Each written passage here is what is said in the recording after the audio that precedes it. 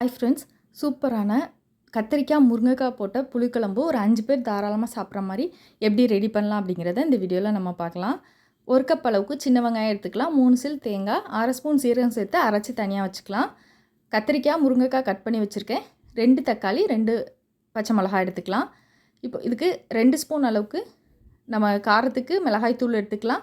கொஞ்சமாக Kashmiri red chilli powder எடுத்துருக்கேன் கலருக்காக. 1 ஸ்பூன் அளவுக்கு மல்லித்தூள் சேர்த்துக்கலாம். 1/4 ஸ்பூன் மஞ்சள் தூளும் சேர்த்துக்கிடலாம். குழம்பு எந்த பாத்திரத்தில் வைக்கமோ அந்த பாத்திரத்துக்கு இதை மாற்றிக்கிடலாம்.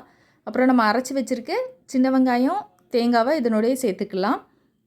ஒரு சின்ன நெல்லிக்காய் சைஸ் அளவுக்கு புளியை ஊற வச்சு கரைச்சி உள்ளே சேர்த்துக்கிட்டு நமக்கு குழம்புக்கு தேவையான அளவு தண்ணி சேர்த்ததுக்கப்புறம் நம்ம ஸ்டவ் ஆன் பண்ணிக்கலாம்.